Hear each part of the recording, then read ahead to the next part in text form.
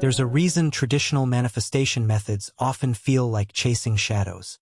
No matter how much you visualize, journal, or try to feel the emotion of what you want, sometimes the results just don't land. Or worse, the very thing you're focused on seems to get further away. You double down. You repeat affirmations. You visualize harder. You convince yourself that if you just believe more, it'll happen. But the truth is unsettling. Maybe the entire model is fundamentally misaligned. And maybe that's exactly why nothing's shifting. This is not about believing harder. It's about tuning differently. In this video, we're going to unravel a radically different approach to transformation. One that doesn't rely on force, fantasy, or emotional exertion.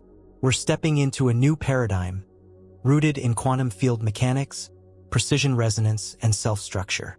This isn't about attracting reality to you. It's about calibrating to a version of reality that already exists.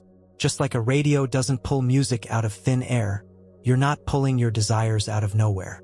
You're tuning your consciousness to the exact frequency where that version of reality is already live. If that sounds like science fiction, stay with me. We're going to break it down in crystal clear terms. Because once you understand how this field operates, not metaphorically but structurally, you'll see why effort-based change creates resistance. You'll also understand why so many people get trapped in loops of almost having it but never fully syncing with what they want. Here's the truth most teachings gloss over. The universe isn't responding to your intention. It's responding to your calibration. This video is your initiation into a clean, coherent method for shifting timelines without mental exhaustion or emotional gymnastics. We're talking real change, from the frequency up, not the emotion down. We'll be exploring a three-step methodology that allows you to shift your state of being by learning the mechanics of field alignment. You'll discover how to identify the frequency you're currently broadcasting, dismantle the hidden signals anchoring you to an outdated timeline, align with precision to the version of reality where your desired outcome already exists. This is not magic. It's mechanics. And once you see it from this perspective, you won't be able to unsee it. Let's quickly get familiar with a few foundational concepts, because everything we cover from here builds on them. First, frequency. In this context, frequency isn't a metaphor. It's a measurable state of energetic coherence expressed through your beliefs, emotional tone, behaviors, and internal narratives. You're emitting a frequency constantly, whether you're conscious of it or not. Second, timeline. A timeline isn't just a future possibility. It's a version of reality that exists now, parallel to the one you're currently experiencing. Each timeline represents a unique arrangement of events, identity structures, relationships, and outcomes. Third, field alignment. The quantum field is a probabilistic field of all possible states. Field alignment means your energetic structure is coherently attuned to the probability set where your desired reality can actualize without resistance. And finally, resonance. This is the key. Resonance is what locks you into a timeline. It's not what you want. It's what you are in structural terms, consistently, habitually, biologically. When your internal structure is in phase with a specific version of reality, you don't have to chase it. You simply tune into it. This isn't theory. This is applied frequency architecture. So if you've ever sensed that effort and emotional intensity aren't getting you any closer to your outcomes, if you felt the tension of trying to attract something while silently pushing it away, you're not crazy. You're just stuck in a model that was never designed to actually work with the mechanics of the field. And now it's time to upgrade that model. Let's begin where all misalignment starts, understanding why effort creates friction, and why the harder you try to force reality, the more it slips through your fingers. Ever notice how wanting something too much seems to push it further away? Let's cut to the core. Desire, when paired with attachment and urgency, doesn't align you with your desired timeline. It ejects you from it. This isn't spiritual poetry. This is about frequency mismatch. When you obsess over an outcome, when you're fixated on making it happen, when you're emotionally invested in forcing its arrival, you're not matching the timeline where that outcome is already resolved. You're reinforcing the version of you who doesn't have it. The more you focus on the absence of something, the more field energy you allocate to the timeline that reflects its absence. You're essentially broadcasting a high-powered signal that confirms your current position in the field.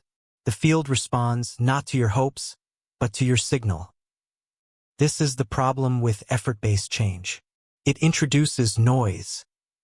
Think of the quantum field like a vast ocean of possibilities, each ripple, a unique combination of energy and probability. Your coherent signal acts like a tuning fork. When you're in energetic harmony with a particular configuration of reality, it becomes accessible. It begins to collapse into form. But when you exert force through desperation, anxiety, or overcontrol, you disrupt your signal. Your frequency becomes fragmented, and the field cannot mirror coherence where coherence is absent. Here's where many get stuck. They confuse emotional intensity with resonance. They assume that if they want something badly enough, the field will deliver. But emotional intensity, unless it's clean and neutral, tends to spike entropy, disorder in your energetic pattern. Let's break that down further. Entropy in the quantum sense refers to the randomness or disorganization within a system. When your internal state is chaotic, conflicted desires, looping thoughts, emotional volatility, your signal loses integrity. Instead of broadcasting a clear frequency, you're emitting static. This static generates field friction. Field friction occurs when your conscious intention contradicts your unconscious frequency. You're trying to leap into a new timeline using tools that reinforce your current one. That's why affirmations often backfire, and why obsessive visualization can actually deepen the feeling of lack. Now let's bring in another force: resistance. Resistance is what happens when your current identity structure resists the version of reality you say you want. At the subconscious level, the ego is wired for stability, not expansion. It will cling to familiar frequencies even if they're uncomfortable because they're predictable. So, when you attempt to shift aggressively, you meet internal resistance. The body tenses, the mind panics, and the field reflects that tension right back to you. This is why effort, when driven by fear or scarcity, creates a repelling effect. Let's go deeper. When you try to manifest, you're often pushing against current conditions. You're mentally negotiating with what is, rather than shifting your identity into what's already aligned. This act of pushing becomes a distortion in your energy field. You're no longer aligned. You're now engaged in resistance management. And here's the key. The quantum field doesn't respond to your effort. It responds to your phase coherence. Phase coherence means your thoughts, emotions, behaviors, and energetic field are in rhythm. No contradiction, no inner warfare, no misaligned broadcasting, just clean, structured signal. When your frequency is coherent, even small actions ripple through the field like precision-tuned instruments. But when your frequency is distorted, no amount of effort will create lasting change. So if you've been feeling like you're stuck in an energetic holding pattern, constantly doing but rarely receiving, it's not that your intention is wrong. It's that your signal is noisy, and the field can't respond to noise with precision. This is why learning how to align with the field, not overpower it, is the most powerful skill you can cultivate. You're not here to force the universe to comply. You're here to become structurally compatible with the version of reality you desire. That means learning to reduce entropy, dismantle resistance, and shift your identity from the inside out. Next, we will explore how your current identity is already broadcasting a signal, one that's anchoring you into a specific timeline. And unless that signal changes, no new outcome can take hold. Let's keep going. Ever notice how wanting something too much seems to push it further away? There's a strange and uncomfortable paradox at the heart of many people's pursuit of change. The more they want it, the more distant it becomes. They apply more effort, more focus, more emotion, and what they receive is either delay or distortion. On the surface, this seems unfair. But under the lens of energetic mechanics, it begins to make perfect sense. Desire paired with pressure disrupts the structure of resonance. In the language of field physics, that disruption becomes incoherence. Coherence is what allows signal clarity between your identity and your desired timeline. Incoherence floods the system with contradiction. Let's clarify something here. The field is not sentimental. It does not respond to your emotional story or your level of attachment. It only reflects structure. And structure in the field is composed of frequency. Your frequency is not determined by how badly you want something. It is shaped by what you consistently are in thought, emotion, focus, and behavior. That consistency is what creates field stability, and that stability is what permits resonance. So when your inner state is fragmented, when you're saying one thing, feeling another, believing a third, and acting from fear, you generate an incoherent frequency. That frequency cannot anchor into a coherent timeline. The result is friction. Not in the philosophical sense, but as a literal energetic mismatch between your internal broadcasting pattern and the configuration of the reality you want.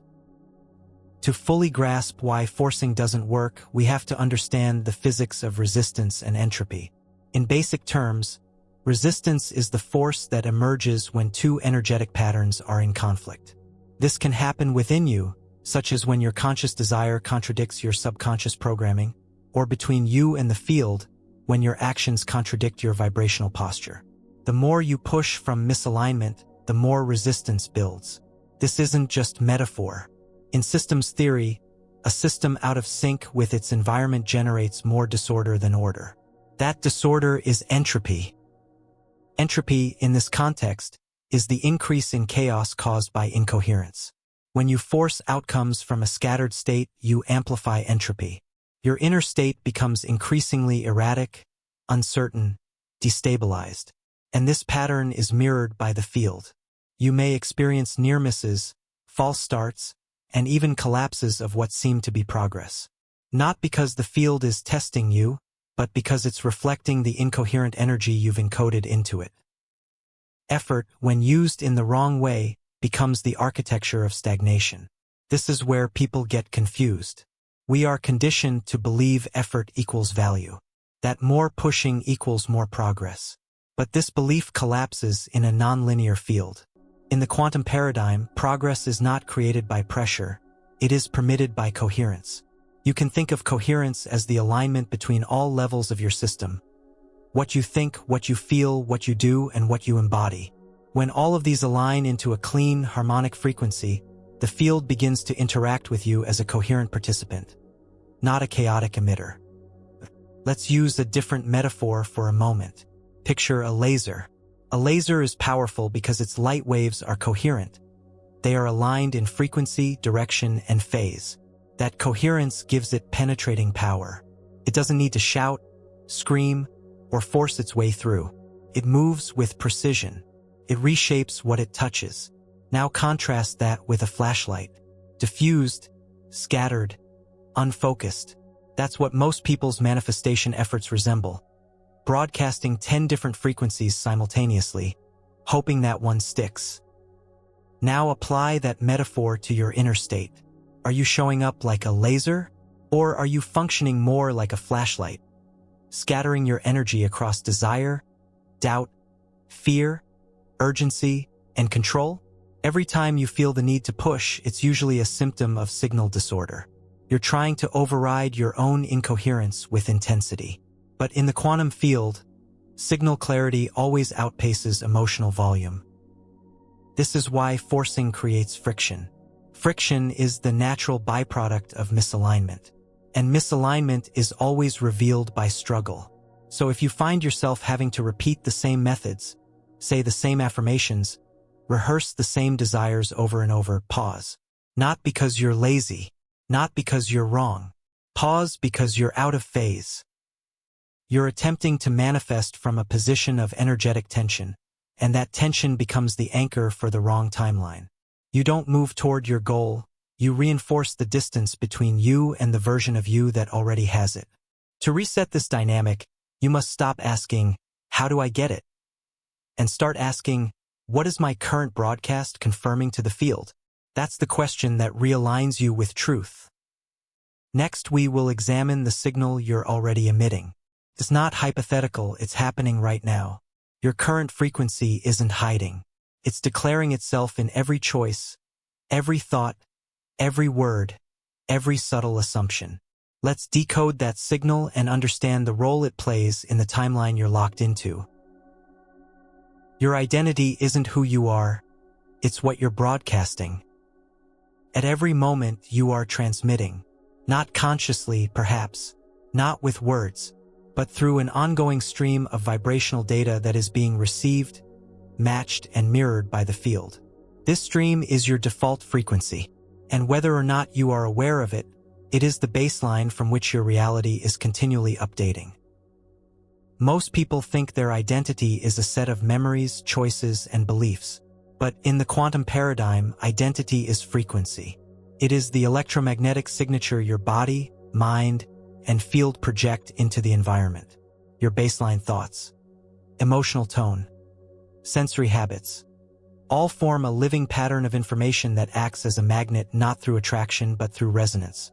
This resonance is not emotional, it is structural. That distinction is crucial. To understand what you're broadcasting, observe your environment, your relationships, your recurring patterns, the language you use when no one's listening. These are all artifacts of your broadcast. They are not accidental. They are reflections of the signal you're consistently producing. And here's the catch. That signal is not shaped by what you want. It is shaped by what you are. That means you can wish for abundance while radiating a frequency of lack. You can dream of expansion while broadcasting fear. You can visualize success while inhabiting the posture of self-doubt. The field doesn't interpret these as mixed messages. It interprets them as your actual state, and it responds accordingly. This is where the distinction between resonance and effort becomes everything. Effort is externally visible. Resonance is internally structured. You can force action and perform the outer rituals, but unless your internal system has changed its frequency, your default broadcast stays the same. And the field will respond to that, not your effort. So how do you determine your default frequency? Start with your inner narratives. The thoughts you repeat, the emotional tones you default to when you're not thinking consciously, the assumptions you carry in silence. These narratives create coherence or incoherence in your broadcast. Next, evaluate your somatic state. The body doesn't lie. Chronic tension, breath patterns, postural rigidity, these are all symptoms of a system locked into a specific frequency band. And finally, study your environment. The people, opportunities, and events that seem to just happen are not random. They are field echoes, data points from the timeline your frequency is stabilizing. When you start to see reality as feedback, not judgment but literal field feedback, you can begin to decode your signal. This decoding process is crucial because it shows you the difference between intention and embodiment. You may intend to change, but until your frequency shifts, your outcomes won't. Now let's bring in another core idea, field memory. The field around you contains inertia. That means the longer you've been broadcasting a particular pattern, the more likely it is to persist, unless you introduce a new coherent signal with greater structural integrity. So no, it's not enough to want a new life. You must become structurally incompatible with the old one. That's the heart of frequency shift. To do this, you must first understand the architecture of your current signal. Think of it like tuning into a broadcast station on an analog radio. If you're even slightly off frequency, you hear static. The same is true with timelines. If your current frequency is not in phase with your desired reality, you'll receive noise, resistance, delays, contradictions. But when your frequency locks into the timeline that already contains your outcome, friction disappears. What you need starts to show up, not because you pulled it in, but because you're finally tuned to where it lives. Let's make this practical. Begin by auditing your language. What do you say about yourself, even casually? Your words are not just descriptive, they are formative. They reveal your default signal. Next, pay attention to your assumptions. Not your beliefs, your assumptions. These are the things you believe so automatically, you don't realize you're believing them. They act as frequency anchors. Then trace your emotional set point. Not surface mood, but the emotional temperature you return to most often. This emotional tone shapes your field density. High-frequency states such as neutrality, clarity, and non-attachment create access. Low-frequency states such as anxiety, urgency, and guilt lock you out. All of this builds the blueprint of your frequency identity. And once you can see that blueprint clearly, you're in position to start making micro-adjustments, not by pushing, but by refining your coherence. You're not waiting for a new timeline to emerge. You're continuously syncing with the one your broadcast confirms. So before attempting to manifest anything new, you must determine, what frequency is my current self broadcasting? What identity structure is anchoring me here? That awareness becomes your foundation for transformation. It's not glamorous, but it is powerful. Next, we will uncover why the field does not respond to your feelings, but to your internal structure. You'll learn why emotion isn't the driver of change. It's the exhaust of alignment. And you'll see how resonance is built not through emotional volume, but through precise structural coherence. Let's keep moving. Emotions aren't the fuel, but the exhaust. It's a deeply entrenched idea in mainstream teachings, that the universe listens to your emotions, that if you feel something powerfully enough, joy, excitement, certainty, the field will move accordingly. It sounds poetic, feels empowering, and it leads to an enormous amount of confusion when things don't shift. People work themselves into emotional states, trying to feel as if it's already done. They strain to generate gratitude, optimism, and love for things that haven't happened yet. But underneath it all sits an unstable truth. Those feelings are being manufactured, not embodied. That makes the signal artificial. And in a system governed by resonance, artificial signals don't hold. Let's make something absolutely clear. The field does not respond to your emotion as content. It responds to your structure as signal. Emotion is not the generator of change. It is the result of coherence. Think of emotion as a readout, not an instruction. When you are in phase alignment with a desired timeline, meaning your thought, body, and identity are harmonized, you'll feel natural clarity, expansion, and peace. These feelings emerge because of the alignment. They're not the thing that causes it. If you chase emotional states in order to induce change, you're putting the system in reverse. And what happens when systems are run in reverse? They jam, they loop, they malfunction. That's exactly what happens to your manifestation process when you use emotions as your steering wheel instead of your dashboard. Let's take a step deeper. In quantum systems, information is not processed linearly. It's processed through pattern density. That means what matters most isn't what you feel in isolated moments. It's the consistency of your field structure. That structure includes your habitual thought loops, your subconscious identities, your embodied postures, your attentional bias, and your behavioral feedback loops. When those elements form a coherent pattern, the field detects a stabilized signal. That signal interacts with the field matrix and creates access points to corresponding timelines. It's structural integrity, not emotional intensity, that stabilizes your access. So let's destroy a myth right now. You've been told, just feel good, and you'll attract good. But here's the problem. Most people interpret feel good as a kind of emotional manipulation. They try to feel good about situations that aren't aligned. They override red flags.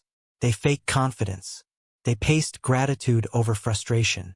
And in doing so, they fragment their frequency even more. The field doesn't see your performance. It sees your pattern. When there's a mismatch between what you feel, what you believe, and what you act upon, your frequency fractures. You might feel temporarily elated, but the underlying signal is contradiction. That contradiction scrambles your resonance. That scrambled signal cannot lock into the timeline you're aiming for. So if you've ever felt like you were doing everything right emotionally, feeling good, being positive, visualizing abundance, but nothing changed, this is why. You were projecting emotional content onto a structurally incoherent pattern. Let's now shift to what actually creates effective resonance. It's not intensity, it's structure. The universe is structured as a field of infinite potentials, what's often referred to as the quantum field. Every potential state already exists as a probability pattern. These patterns are activated through coherence.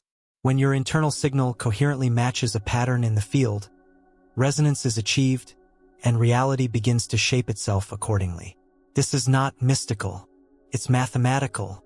Coherence is the bridge. And coherence is built by aligning your inner architecture, not your mood swings. Let's say it even more clearly. Emotion is reactive. Structure is generative. If you feel a surge of confidence after a moment of true insight, that emotion is genuine. It's the exhaust of structural alignment. But if you try to pump yourself with synthetic emotion to force a result, that emotion is hollow. And hollow energy collapses quickly. This is why emotional manipulation, positive thinking, and energetic cheerleading don't create stable change. They inflate the balloon but leave it untethered. Without structure, the energy floats. With structure, it anchors. So what does this mean practically? It means if you're trying to manifest a new reality, stop chasing the emotional state of that outcome. Start constructing the frequency container that can sustain it. That frequency container is built from precision in thought, integrity in action, neutrality in expectation, alignment in identity. When these elements form a unified signal, your emotional state will naturally shift. You'll feel different not because you're trying to, but because you are operating from a different field geometry. That's authentic resonance. One more nuance here. Emotional chaos is not bad. It's just information. It reveals misalignment. So instead of suppressing or judging your emotional states, observe them as real-time feedback from the field. They're not mistakes. They're signals.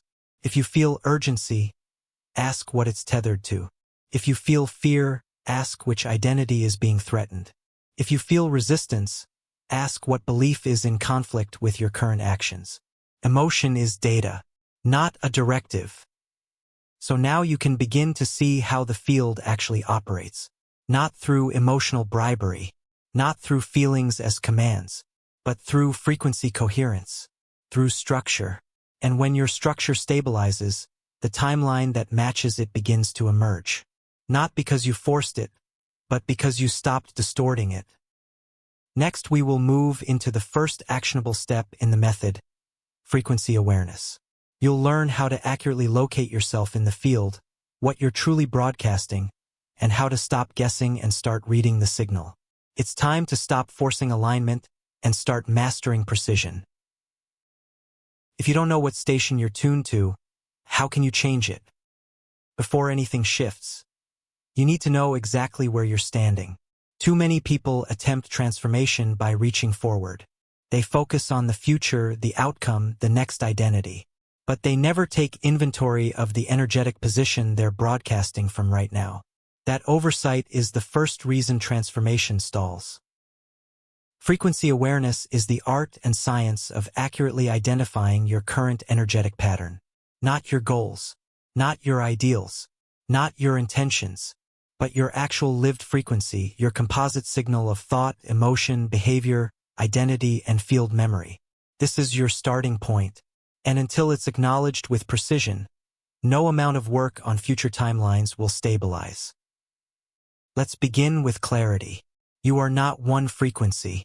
You are a composite signal made up of multiple frequencies layered through time and habit. But within that complexity is a dominant signal, your baseline broadcast.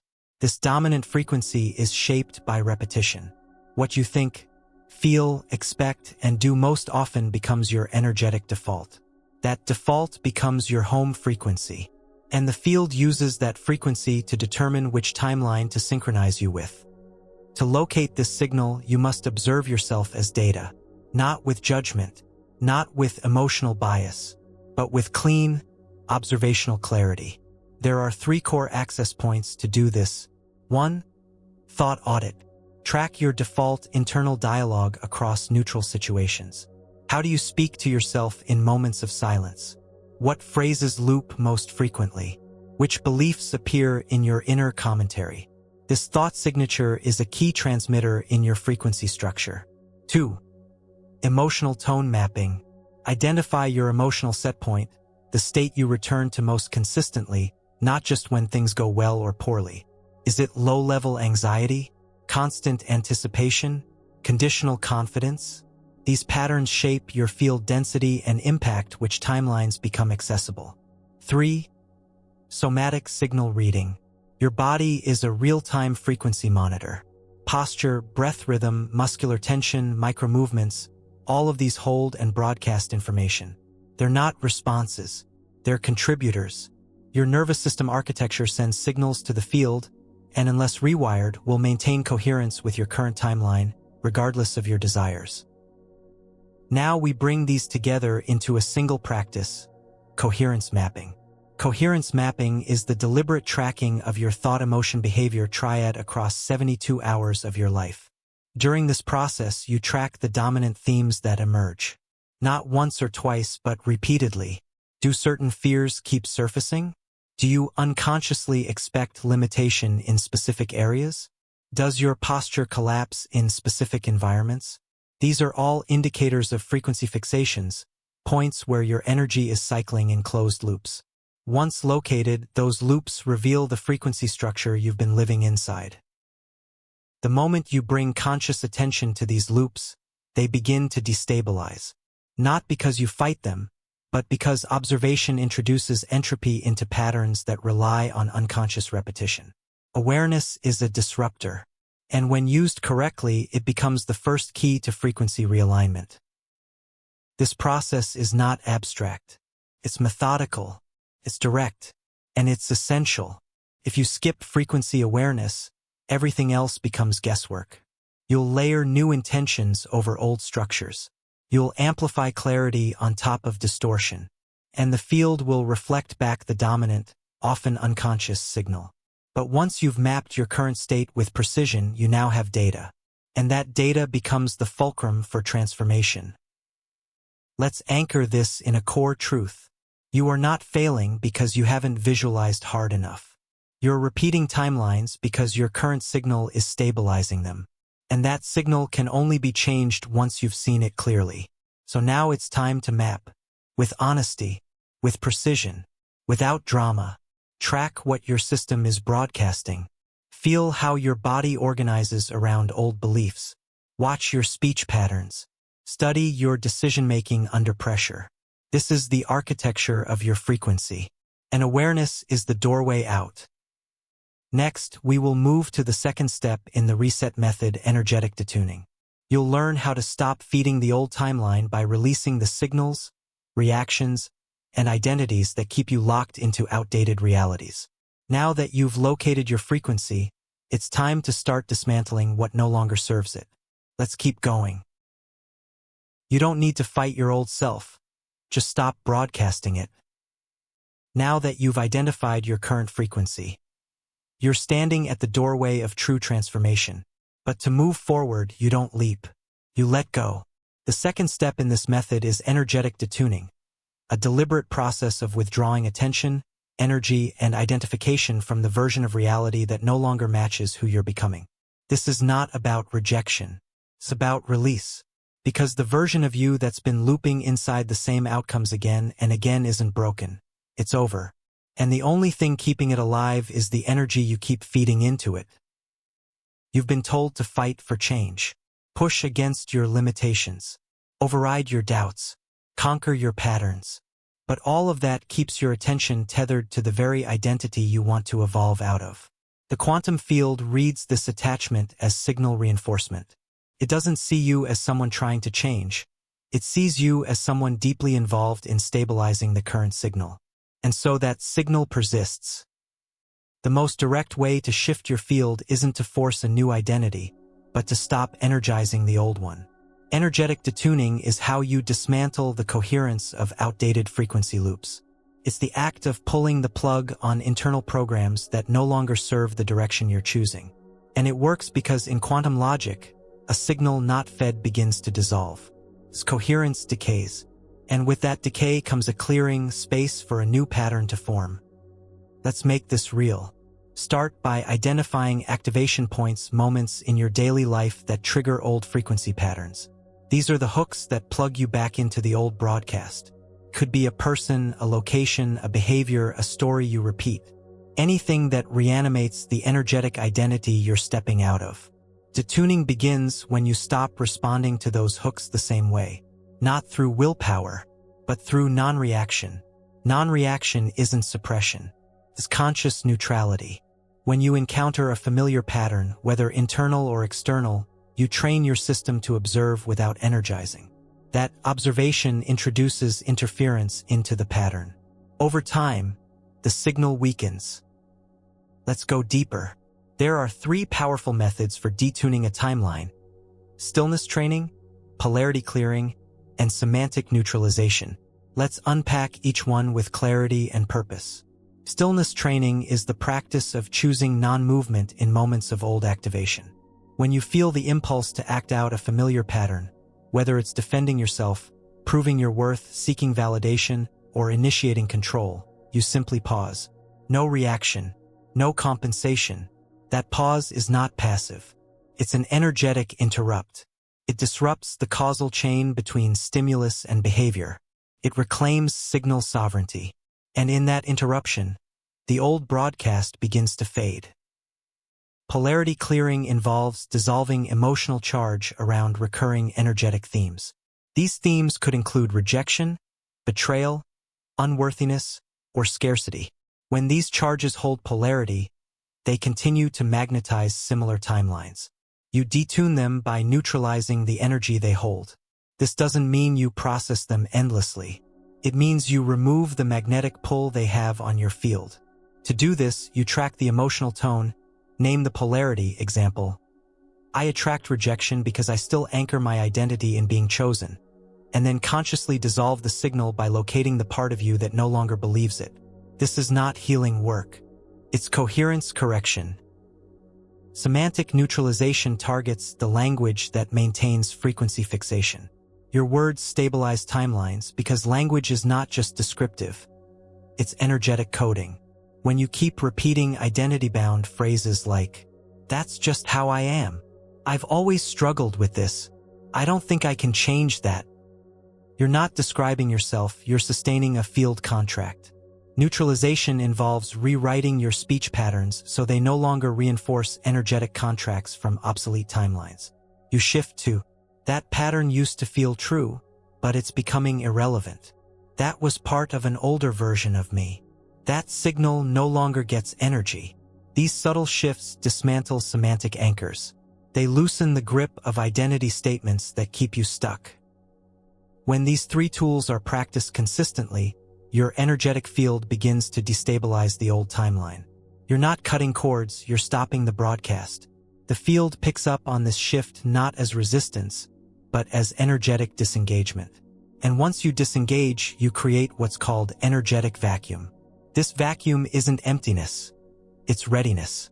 It's a space where the field is no longer filled with feedback from your past self. That space becomes the container for a new signal to emerge. Let's be clear. You do not have to fight your old identity. You don't have to perform self-battle to evolve. You simply stop broadcasting the frequency of who you no longer wish to be. This is one of the most powerful moves you can make in timeline transformation. And it's one that requires discipline, not in pushing, but in unhooking. If something keeps reappearing in your life, it's not because you're failing. It's because you're still energetically relevant to that version of reality. But the moment you withdraw the signal that keeps it alive, it begins to disappear. Not always dramatically, often quietly, elegantly, without fanfare, because what you no longer sustain no longer remains. Next, we will shift into the 3rd and final phase of this method, Resonant Lockin. This is where alignment becomes precise, and where the field begins to reflect your new broadcast with stability, clarity, and flow. Let's continue. Want to realign with a new reality? Speak its native frequency. At this point, you've done the 2 foundational moves, you've identified your default signal. And you've begun to withdraw energy from the timeline it sustained. Now you're ready to generate something new, but not by guessing, not by fantasizing, by constructing. The 3rd and most powerful step is Resonant Lockin, the process of stabilizing your signal to match the specific structure of the timeline you wish to access. This is not about hoping for outcomes. It's about becoming structurally compatible with them. Resonant Lockin works by identifying the frequency signature of your desired reality and then fine-tuning your internal architecture until you match it. You don't reach for the reality. You become indistinguishable from it. When this happens, the field does not need to be convinced. It simply responds. Let's unpack this with clarity. Every timeline has an identity structure. That structure includes language patterns, emotional baseline, somatic posture, thought logic, field presence. When these elements exist in harmony, they form a coherent frequency. That frequency is what reality responds to, not your preference, not your visualizations, not your intentions. Only structure sustains resonance. To achieve lock-in, you use microalignment, small, deliberate acts of coherence that collectively stabilize your identity signal. Let's walk through how it works. Language precision. You must begin speaking the way the version of you on the new timeline speaks. Not in slogans or fake affirmations, but in coherent self-reference. That means you cut language that reinforces uncertainty, fragmentation, or contradiction. You adopt phrases that encode certainty, sovereignty, and alignment, not to trick the field, but to instruct your own system into coherence. Postural encoding. Your body holds patterns of frequency through tension, relaxation, and structure. The version of you on the new timeline does not slouch with defeat or carry chronic stress posture. It holds form differently. Adjusting your posture is not cosmetic. It is signal correction. You train your body to embody the energy pattern of the identity you are aligning to. This generates field congruence. Thought hygiene. Mental clarity is non-negotiable. You no longer entertain thought patterns that conflict with the reality you're tuning to. Not through suppression, but through disciplined redirection. This is hygiene. Just as you wouldn't leave toxins in your bloodstream, you don't leave distortions in your field. You reroute them in real time and replace them with structurally coherent thoughts that match your new timeline. Anchoring practices. These are repeated, identity-specific habits that stabilize resonance. An anchor could be a physical movement, a statement, a visual symbol, a gesture, or a sensory cue. The key is repetition. Anchors create predictability in your field, and that predictability creates structural integrity. Vision structuring. You no longer wish for a new life. You structure it through decisions, containers, and commitment. You become a vessel for the new timeline, not a spectator. This includes changing how you make decisions. You no longer ask, "What do I want to do?" You ask, "What would be structurally coherent with who I already am in this new timeline?" And you act accordingly. Symbolic embodiment. This is the energetic signature you carry before words are spoken. It's your presence, the way you occupy space. The field detects this before you do. You don't act like the new you. You inhabit the field signature of the new you. Not once, not for show, as a new default. All of these components together create resonant precision. And when precision is achieved, the field locks onto your signal. Feedback shifts. Responses shift. Opportunities, people, and environments begin to organize around the new broadcast. This isn't coincidence. This is physics. There is no need to push when you are structurally in sync. Alignment replaces effort. Precision replaces volume. Resonance replaces hope. And you begin to experience what was once only visualized. This is not magic. This is engineering. You are engineering your signal with surgical clarity. You're no longer trying to feel your way into the future. You're tuning into it. And once tuned, the lock-in becomes self-sustaining. Not perfectly, not instantly, but structurally. Now that the lock-in has begun, we're going to pull back and look at a powerful truth. Your desired timeline is not a far-off place. It's not a someday outcome. It's a living frequency band, and it already exists. Next, we will explore how time is not linear but positional, and how aligning your identity is not about becoming, it's about tuning. Let's move forward. Your future isn't out there. It's already here, waiting for your signal. This might challenge everything you've been taught about time, change, and becoming. But once you internalize this truth, your process of transformation will accelerate in ways you didn't think were possible. Your desired life, whether it's a specific outcome, identity, or reality, is not a place you arrive at someday. It's a position in the field, a precise frequency band that already exists, and your access to it is not linear, it's vibrational. You've been conditioned to think of progress as movement through time, that you must travel forward to get what you want. But in the quantum model of self-evolution, the reality you want is not somewhere ahead. It's here, right now, occupying a different frequency state than the one you're currently tuned into. This changes everything. Because now, you're not asking, how do I get there? You're asking, how do I align my signal so that I match what already exists? This isn't philosophical. It's architectural. Each version of your life, success, failure, abundance, stagnation, is already structured in the field as a probability cloud.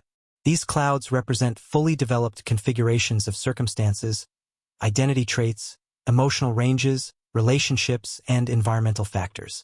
And just like tuning a radio, you don't create the frequency. You match it. You attune your internal pattern to the frequency that corresponds to the timeline you want to access. Once matched, you begin to receive information, insights, synchronicities, and material changes that reflect that band. This is not attraction. It's resonant synchronization. To fully embody this, let's redefine what we mean by a timeline. A timeline is not a path. It's a bandwidth. Within that bandwidth exists a cluster of events, identities, beliefs, and energetic signatures that are interrelated.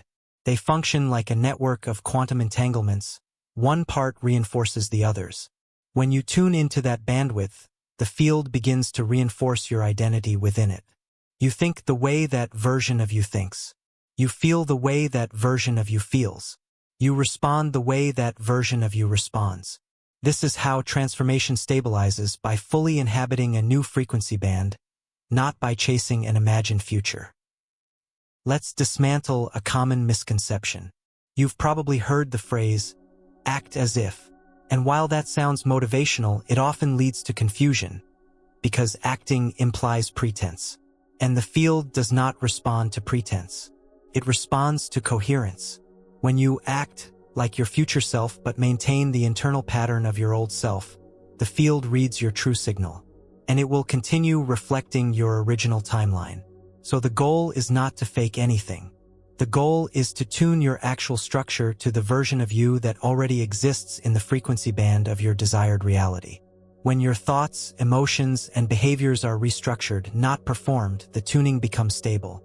And when that tuning stabilizes, the field begins to reinforce it automatically. Let's bring in a practical lens. Ask yourself this: what version of me would naturally exist in the timeline I say I want? You're not asking how that version looks or what they own. You're asking, how do they process information? How do they emotionally regulate? How do they make decisions? What is their default state of awareness?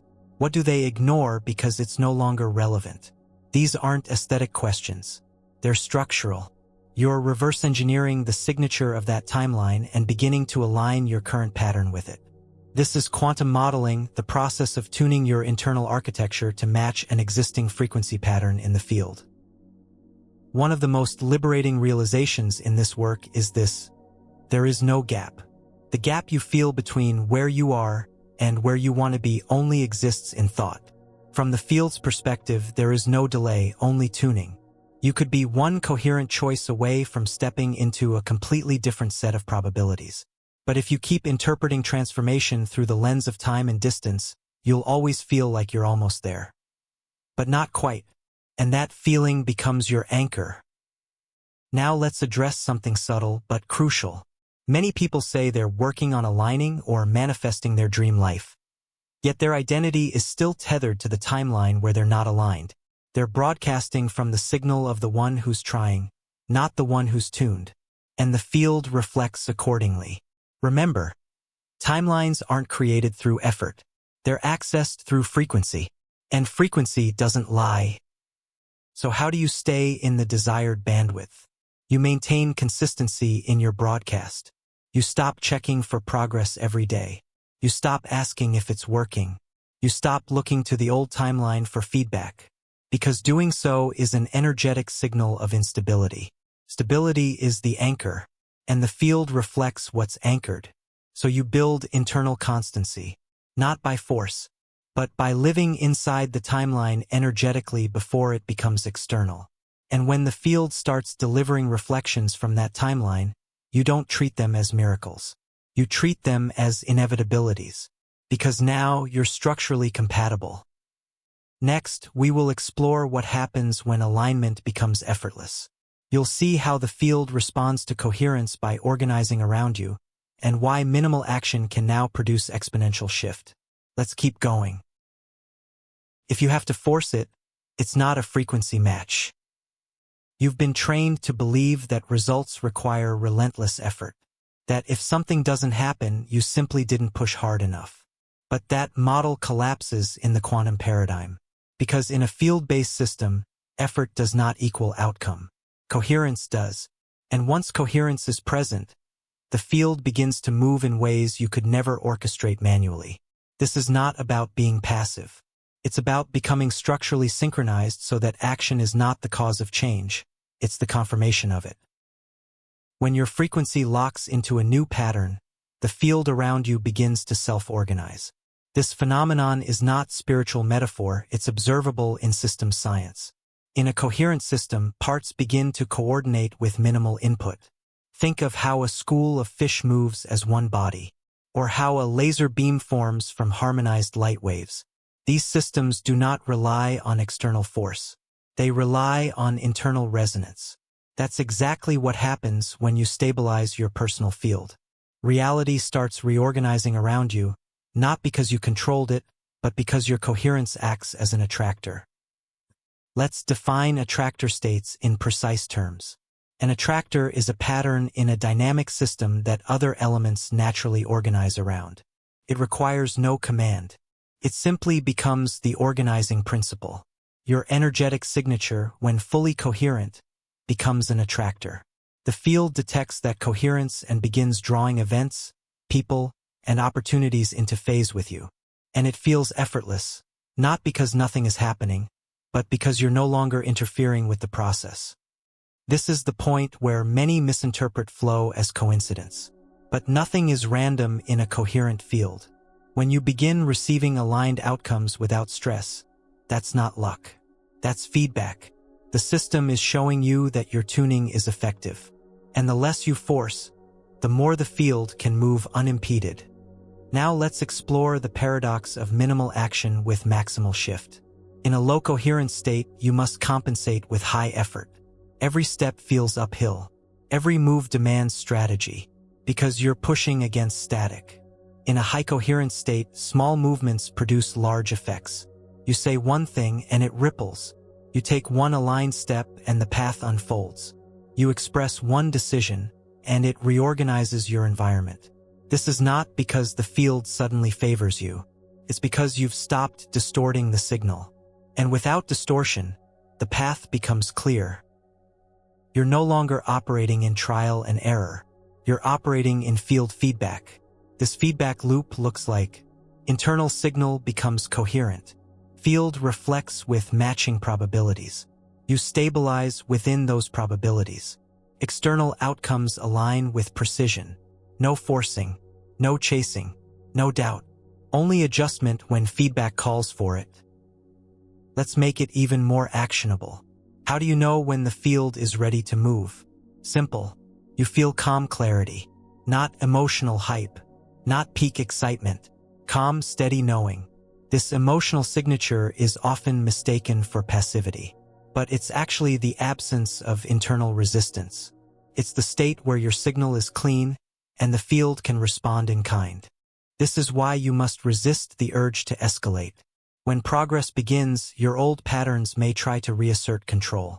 You might feel the need to do more, check results, prove yourself. But these impulses introduce distortion. Instead, you respond with precision.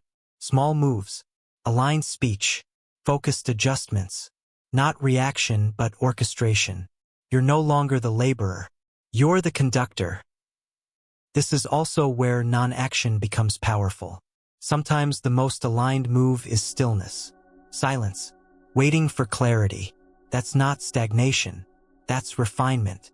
The field moves best when you move in harmony, not anxiety. So rather than asking, "What should I do today to get ahead?" ask, "What frequency would naturally lead to aligned movement?" If no answer comes, stay aligned, not busy. Because the field doesn't reward activity. It rewards signal integrity. So now you can stop trying to carry the weight of change on your back. Let the field support you. Let coherence become your operating system. And let your signal, not your hustle, be the determining factor of what unfolds. Next, we will decode how to recognize when alignment is working. You'll learn how to read the field's responses, not through logic or emotion, but through the subtle language of quantum feedback. Let's move forward. The universe always answers. You just have to learn its dialect. Alignment doesn't announce itself with fireworks. It speaks in precision, in subtle but undeniable reflections. The challenge is not whether the field is responding, it always is. The real challenge is whether you've trained yourself to interpret its language correctly. When you begin aligning your frequency with a new timeline, the field reacts immediately, but the signals it returns aren't always grand or obvious. They're coded, layered, nuanced, and unless you've calibrated your awareness, you'll miss them or worse, misinterpret them and collapse your signal prematurely. Let's be clear. Reality is not random. It is structured as a feedback-responsive field. And once you lock into a coherent pattern, the field reorganizes around it. But it does so in layers. At first, you'll receive energetic feedback, then symbolic, then circumstantial, and finally structural. Each of these levels carries information about the stability of your signal and the probability density of your new timeline. Let's explore what these feedback layers look like so you can learn to identify them without guessing, second-guessing, or self-sabotaging. 1. Energetic feedback. This is the first and most subtle layer. Before anything changes externally, your inner field will shift. You'll feel less urgency, more neutrality. Emotional triggers will lose charge. Thought loops will slow down. This is not emotional high.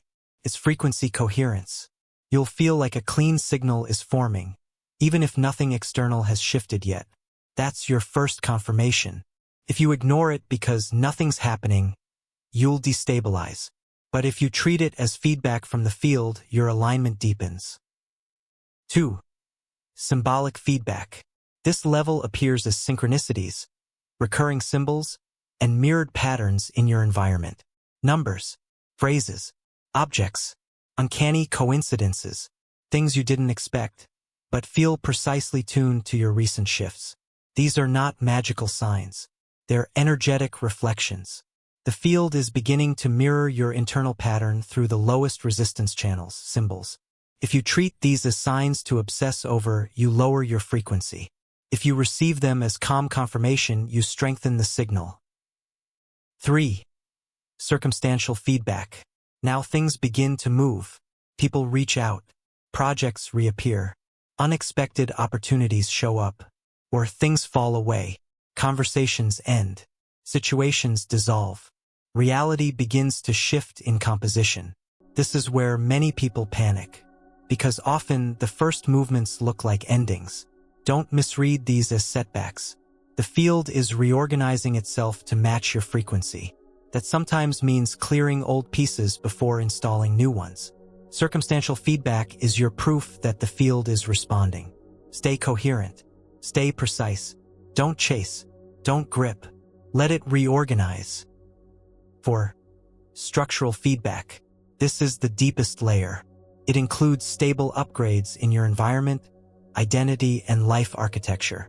A new job, a lasting partnership, a permanent shift in your way of being. These are not fleeting moments. They are structural confirmations that your frequency lock-in has stabilized. And this stage comes with a test, comfort. Because once things start working, the ego wants to declare the process finished. But in truth, this is where your discipline must refine, not relax. Structural changes require maintenance of coherence.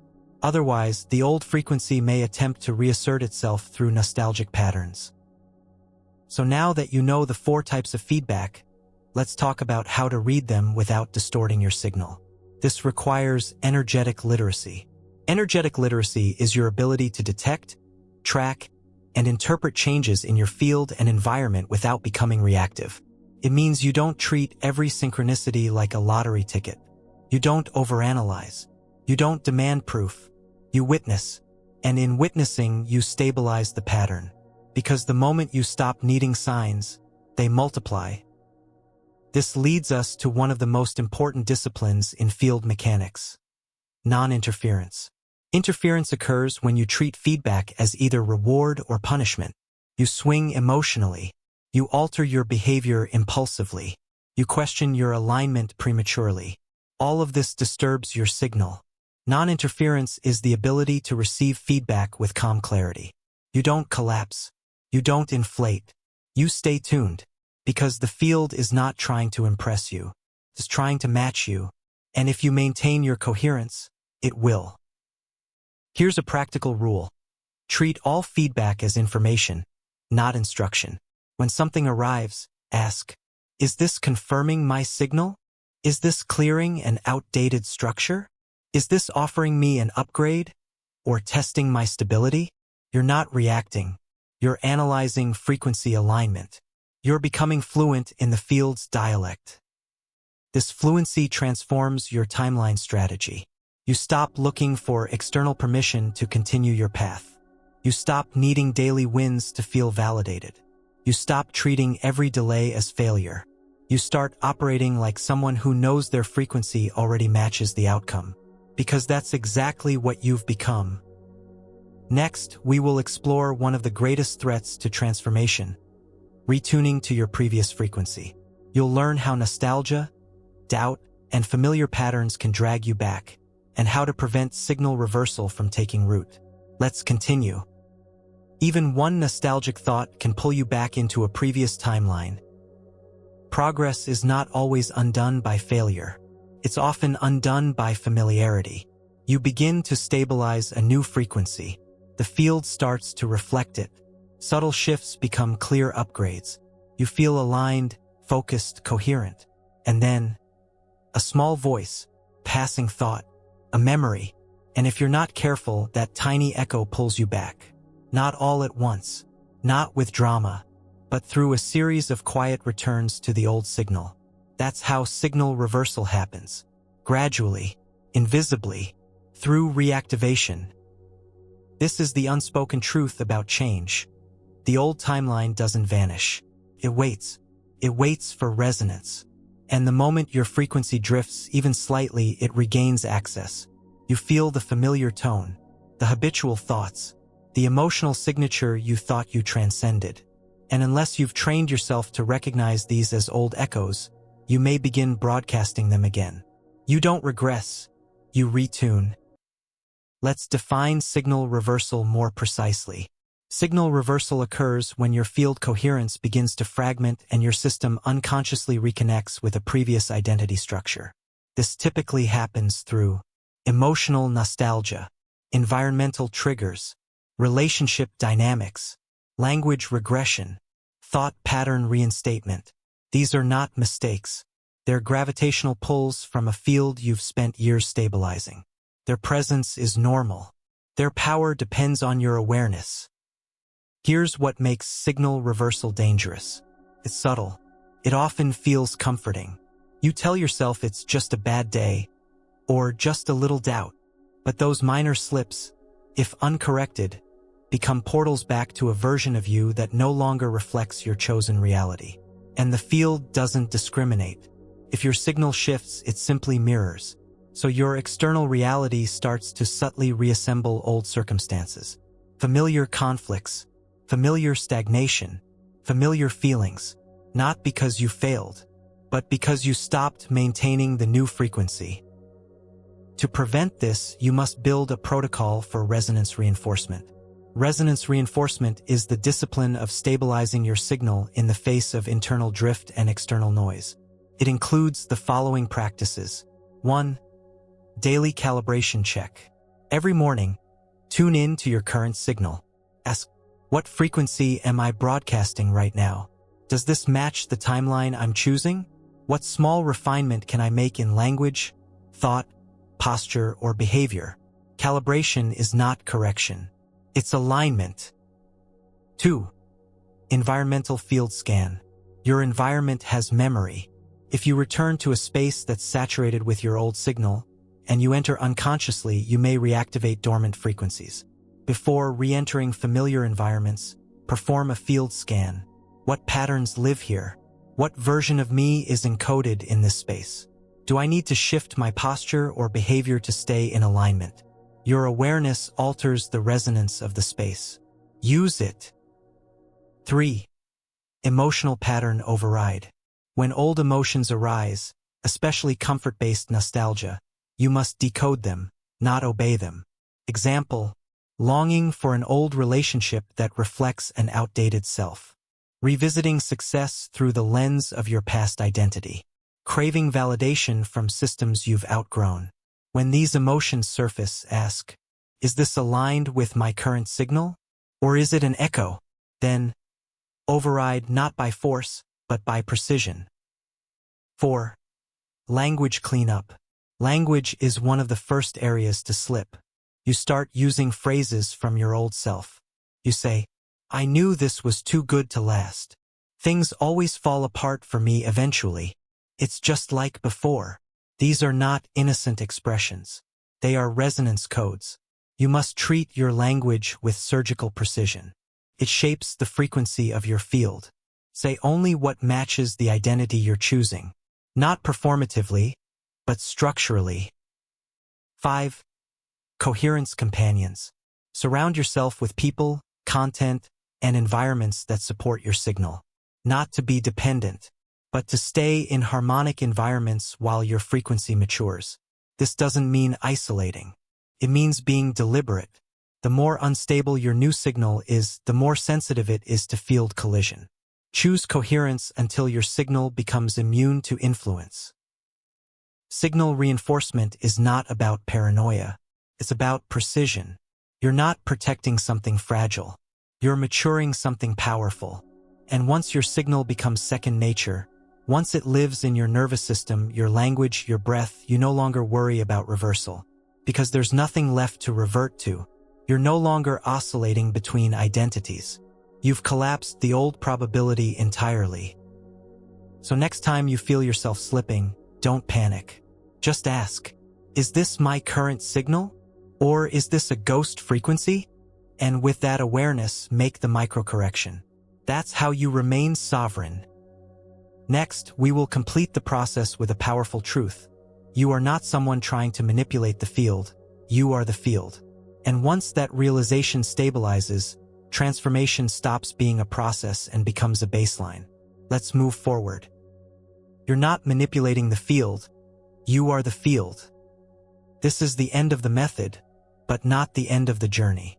Everything up to this point has been about recalibrating your relationship with reality, from one of force to one of structure, from one of desire to one of coherence. Now we complete the shift. You're not a visitor inside a responsive field. You are the field. The signal you emit, the identity you hold, the frequency you maintain, they don't just interact with reality. They are reality. And when you finally integrate this truth, the rules of engagement change forever. Let's step back and review the progression not as a summary, but as an evolution. First, you discovered that effort-based change creates resistance. That willpower and desire, when misaligned, generate friction. That emotional force, unless built on structural coherence, scrambles your broadcast and destabilizes resonance. Then you located your signal. You studied your default frequency, mapped the thoughts, postures, assumptions, and behaviors that were anchoring you to a previous timeline. Then you dismantled. You stopped feeding the old patterns. You detuned the familiar identity. You pulled the plug on reactions and emotional loops that once defined your field signature. Then you built. You fine-tuned your internal architecture. You created resonance with precision. You matched the identity signature of the timeline you intended to inhabit, structurally, not symbolically. Then you listened. You paid attention to feedback. You recognized the field's response not as validation, but as synchronization. You stopped needing proof because coherence became self-confirming. Then you stayed. You held the frequency. You watched for drift. You cleaned up language. You neutralized nostalgia. You fortified your signal with maturity. And now, you see clearly. You've never been chasing timelines. You've been shifting into versions of yourself that already existed, waiting for you to stabilize. You are not trying to manipulate the quantum field to bring you something. You are the field that chooses which version of reality to make visible. You're no longer operating from, how do I attract that? You're now operating from, what would I be if that version of reality were normal for me? You've crossed the threshold from effort to identity. From asking the field to respond to realizing the field is simply mirroring your signal with perfect accuracy. Let's pause here and address the deeper implication. When you truly grasp that you are the field, not just interacting with it, everything becomes more elegant. You stop outsourcing power. You stop waiting for permission. You stop negotiating with doubt. Because the part of you that was struggling to create results was never the creator. It was the echo. Now the creator is awake. And it doesn't need external evidence to trust its own frequency. It doesn't ask reality to go first. It becomes reality. But with that realization comes responsibility. Because when you are the field, every signal matters. Your thoughts aren't private. Your language isn't decorative. Your assumptions aren't benign. They're inputs into a system that responds immediately, sometimes imperceptibly, but always accurately. You're no longer an isolated self. You're a broadcasting station that shifts timelines through frequency structuring. And that's not a metaphor. That's mechanics. So what does this mean moving forward? It means the three-step method you've learned is not a sequence to repeat occasionally. It's a living framework for how to exist. Step 1, awareness is now a lifestyle. You observe your signal every day, not out of fear, but with the calm curiosity of someone who knows they are the system, not the user. Step 2, detuning becomes your hygiene. You clean up mental residue. You pull your attention out of old programs before they regenerate. You exit identities not through war, but through stillness. Step 3, Resonant Lockin becomes your calibration. You align your posture, behavior, and speech with such precision that your identity becomes indistinguishable from the version of you already living in your chosen reality. And then you repeat, not because something is missing, but because frequency must be maintained. Just like a musician tunes their instrument, not once but daily, you keep your signal clear, not to fix, to refine. Let's talk about what life begins to look like when this becomes natural. You stop seeking meaning in chaos. You start recognizing patterns in energy. You stop performing for outcomes. You start embodying coherence.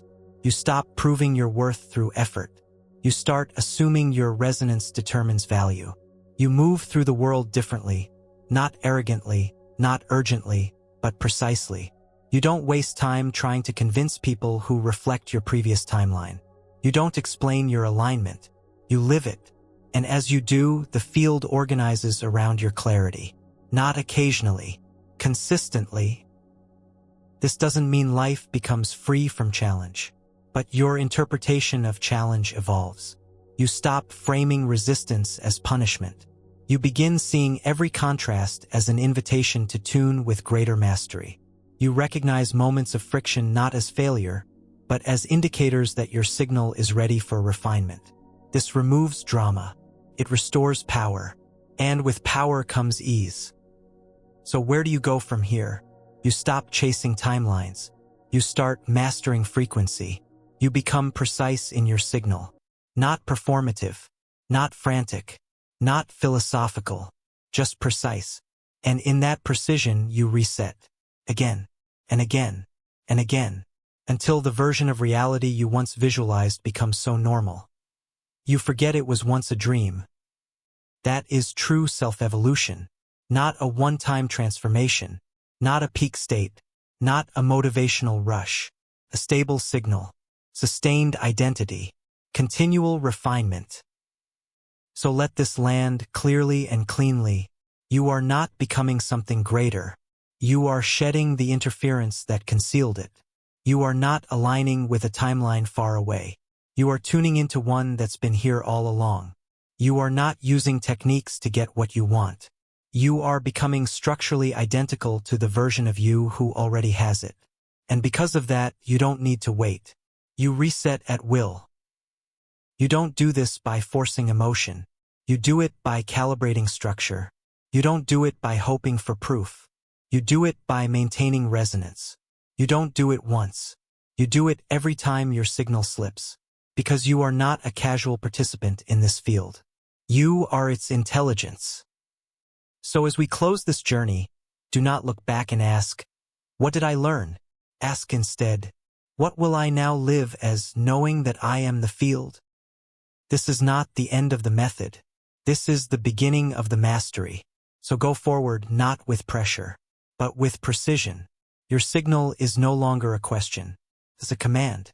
And reality will continue responding, one frequency at a time.